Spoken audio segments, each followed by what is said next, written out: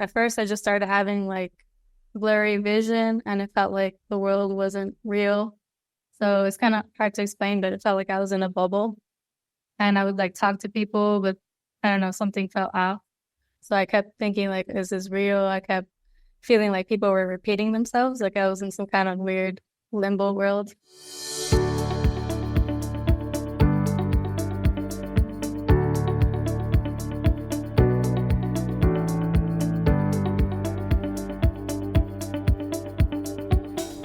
Hey everyone, I'm Sean O'Connor, author of the Depersonalization Manual, and today I'm speaking with Christy Figueredo from Miami, Florida. Christy is 32 years old. In 2022, she developed chronic DPDR triggered by a THC edible. Her symptoms included a persistent feeling of the world not being real, visual symptoms, and panic attacks. Christy struggled with these symptoms for about 6 months, but fortunately, she has since made a complete recovery, and as she wrote to me in a recent email, I'm looking forward to being able to help other people on their recovery. And Christy is with us today to talk about her experience with and recovery from depersonalization disorder. Christy, you're very welcome to the channel. Thanks for being with us today. Thank you for having me, Sean. It's a pleasure. It's a pleasure. Christy, can you tell us a little bit about yourself? Yes, right now I'm a student. I'm studying creative writing with a focus on poetry. And I'm also an assistant teacher for a preschool. Wow, that's wonderful. So it sounds like you're pretty busy at the moment. Yeah, well, I have a break for summer, but I start soon in the fall. Okay, that's great. And how is life in Miami, Florida at the moment? It's pretty good. It's hot, as I mentioned, but it's nice. Can't complain. Yeah, I can imagine. That's great to hear. Christy, so can you tell us a little bit about your experience with DPDR and how did it start for you? So it started about 2 years ago. And like you said, it lasted 6 months. At first, I just started having like blurry vision and it felt like the world wasn't real. So it's kind of hard to explain, but it felt like I was in a bubble and I would like talk to people, but I don't know, something felt off. And yeah, that lasted for about 6 months. And I had like panic attacks on and off about it too. A lot of like existential thoughts coming into my mind. How did it start, Christy? It was an edible that triggered it in the first place. Is that correct? Yeah, I accidentally took an edible with THC.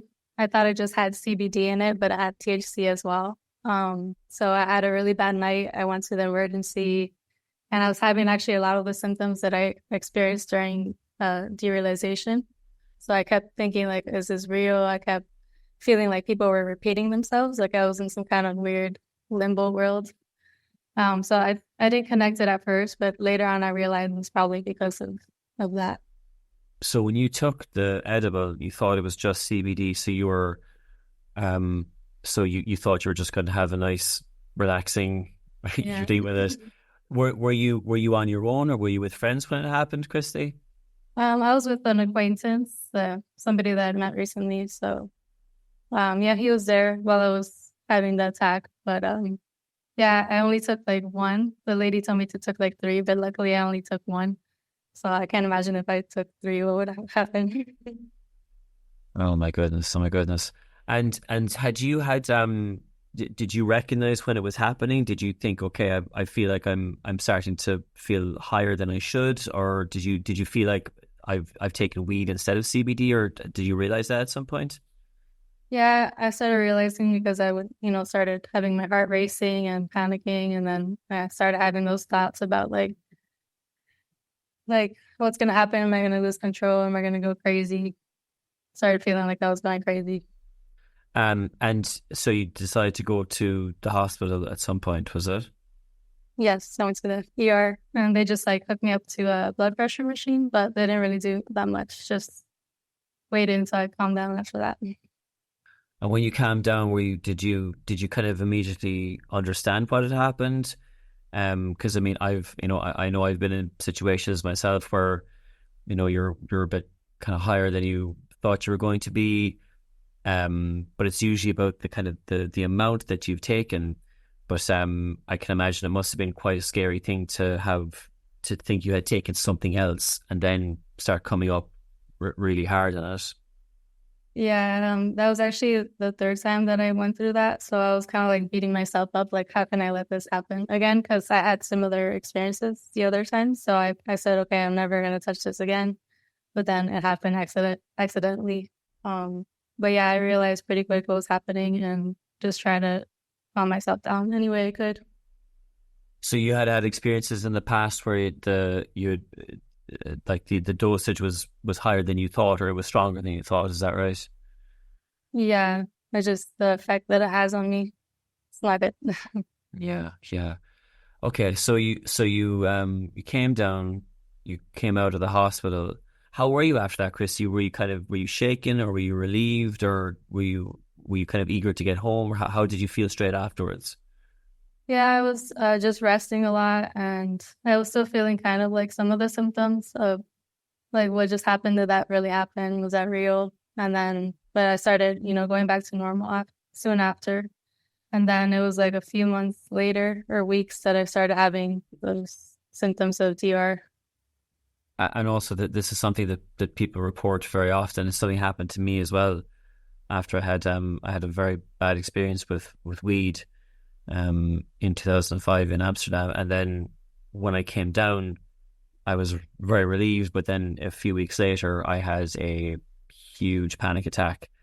And the scariest thing about that was that I hadn't taken any weed that time, and I felt like I was back in the weed headspace. Um, what were your later symptoms then, Christy? I mean, after the experience with the THC, so were those, did they kind of come on slowly, or was there a panic attack that triggered it? I would say it kind of came up slowly. I think it started with like the blurry vision and just like the thoughts of like, what if this isn't real? What if it's a projection from my mind's like reality? So then that started triggering more anxiety and panic attacks, and it reminded me of when I was, high on the THC because I kept questioning like, is this happening in my head or yeah? So that's what happened. Were you working at this point, Christy, or what was happening in your life? I don't remember if I was working. I think I was on a break as well, luckily, because I don't know how I would have done that work. Yeah, I remember just being at home a lot and also hanging out with the friend that was there as well. Did you go and speak to any doctors, a therapist, or how did you try and kind of investigate what you're experiencing? No, at one point I got pretty bad to where I wanted to go to like my parents or my mom and tell her what was going on, but I knew if I did, it would have made it worse because she wouldn't have understood, and then I don't know, she would have like sent me to a crazy hospital or something. So I didn't really talk to anybody about it. I just did some research, and that's when I found your work, and that's when I started recovering. Christy, can you tell us a bit more about some of the symptoms you're experiencing? So you've mentioned a couple of them, but can you just go into a bit more detail about the symptoms you experienced in this time?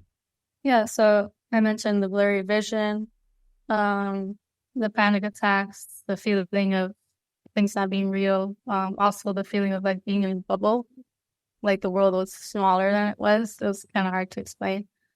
Um, yeah, those are like the main things that I can think of. I think the hearing, the audio was kind of weird too, like kind of echoey.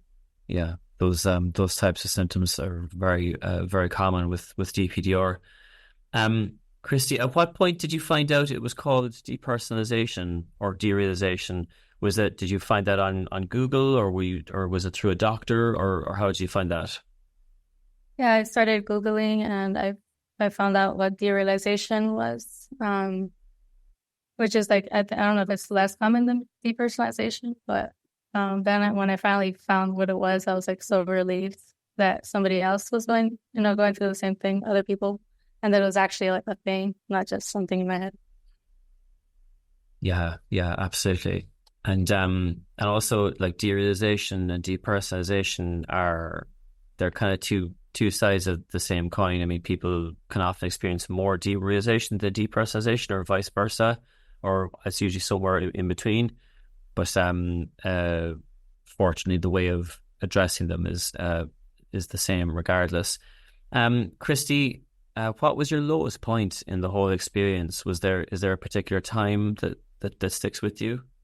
Yeah, I remember clearly like just walking into my room one day and looking out the window, and then I started having like a panic attack and thinking if I should tell like my mom about it, but knowing that, I would probably get sent to like a crazy hospital. But yeah, I just started like sobbing, and I was like what the heck is going on? I don't know what to do about this. And then I started just Googling after that. And luckily I found information. How did your recovery start, Christy? And how can you tell me about what it was like to when you started to see some progress and results? Yeah, so I found the information, and then I found your book and your audio. So I downloaded that and I started using it every day. And it really helped, just remembering like that it's some anxiety symptoms. It's not like that I'm going crazy. It's just symptoms of anxiety, like stuck.